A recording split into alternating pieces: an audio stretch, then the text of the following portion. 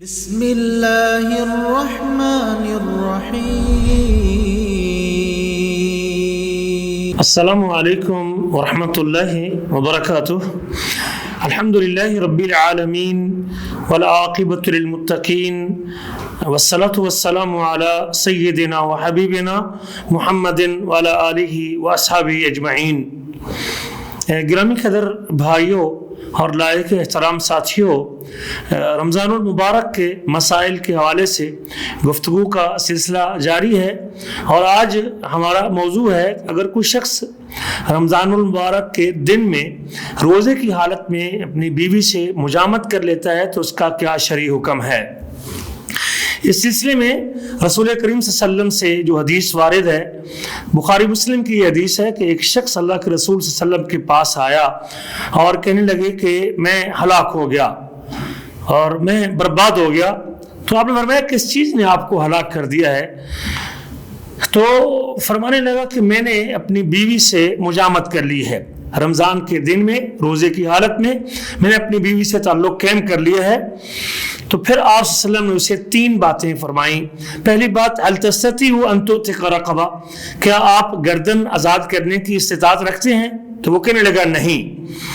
پھر آپ نے فرمایا کہ آپ 2 مہینوں کی مسلسل روزے رکھ سکتے ہیں؟ تو وہ کہنے لگا نہیں۔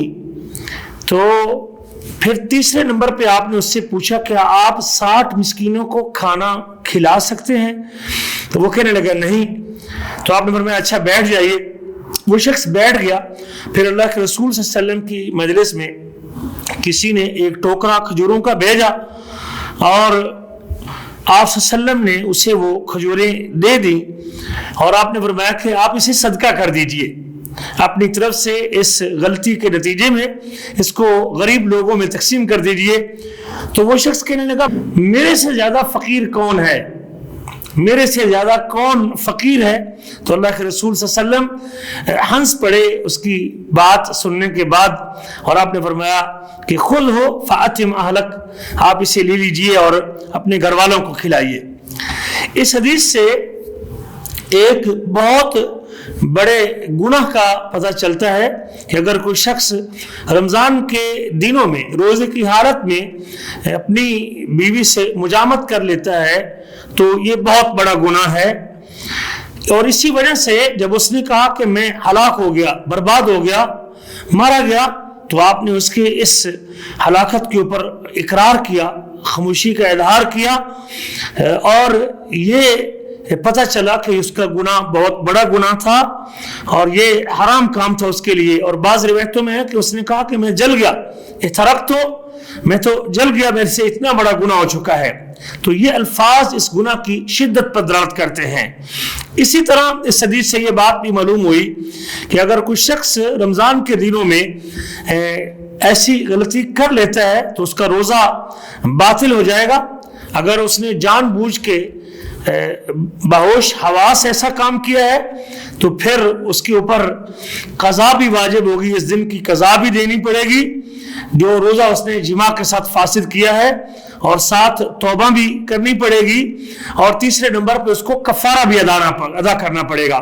اور کفارے کی ترتیب کچھ یوں ہے کہ یا تو وہ مومن گردن آزاد کرے، اور اگر اس کے پاس غلام آزاد کرنے کی طاقت نہیں تو پھر 2 مہینوں کی مسلسل روزے رکھے، اور اگر یہ بھی نہیں تو پھر وہ 60 مسکینوں کو کھانا کھلائے۔ آدھے کلو سے زائد تقریباً 563 گرام کے قریب وہ چاول، گندم، جو بھی اس کے خوراک کے طور پہ چلتا ہے، وہ اپنے شہر اور اپنے ملک کی غلے کے اعتبار سے جو بطور خوراک استعمال ہوتا ہے، آٹا ہے، گندم ہے، چاول ہے، وہ اس کے برابر صدقہ کرے اور 60 مسکینوں کو کھانا کھلائے۔ اگر بھول کی اس سے ایسی غلطی ہو گئی ہے تو اہل علم کے صحیح قول کے مطابق اس کے اوپر قضا بھی نہیں اور کفارہ بھی نہیں ہے۔ امام بخاری رحمہ اللہ فرماتے ہیں کہ امام حسن اور مجاہد کا یہ قول ہے کہ ان جامع ناسیا فلا شیء علیہ، اگر اس نے بھول کے جماع کر لیا ہے تو اس کے اوپر کوئی چیز نہیں ہے۔ اسی طرح اگر کوئی شخص صبح کے وقت اس گمان کے ساتھ مجامت کر رہا تھا کہ ابھی رات باقی ہے اور فجر طلوع نہیں ہوئی، اور پھر بعد مجھ سے پتہ چلا کہ فجر تو ہو چکی تھی، تو ایسے شخص کے اوپر بھی کوئی قضا نہیں اور کفارہ نہیں اہل علم کے راجح قول کے مطابق۔ امام ابن تیمیہ رحمہ اللہ فرماتے ہیں کہ یہ قول تمام اقوال میں سے زیادہ صحیح ترین ہے اور اصول شریعت کے اور کتاب و سنت کی دلالت کے زیادہ موافق اور مشابہ بھی ہے۔ اور امام احمد بن حنبل رحمہ اللہ کے اصول کے مطابق بھی یہی قول زیادہ راجح ہے کہ اگر کوئی شخص بھول کے کام کرتا ہے اور غلطی سے کرتا ہے تو اللہ تعالیٰ نے اس بھول کی وجہ سے اور غلطی کی وجہ سے اگر اس سے وطی سرزد ہوئی ہے یا کھا پی لیا ہے، وہ یہی سوچتا رہا کہ ابھی تک فجر طلوع نہیں ہوئی اور اس گمان کے ساتھ اس سے ایسا ہو گیا ہے، تو یقیناً اس کے اوپر وہ معذور ہے اور اس کے اوپر کوئی کفارہ نہیں ہے۔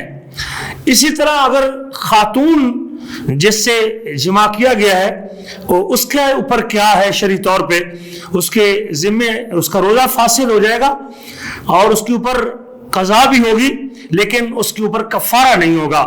کفارہ یعنی گردن آزاد کرنا یا 2 مہینوں کی مسلسل روزے رکھنا اور یا پھر 60 مسکینوں کو کھانا کھلانا، اسے کفارہ کہتے ہیں۔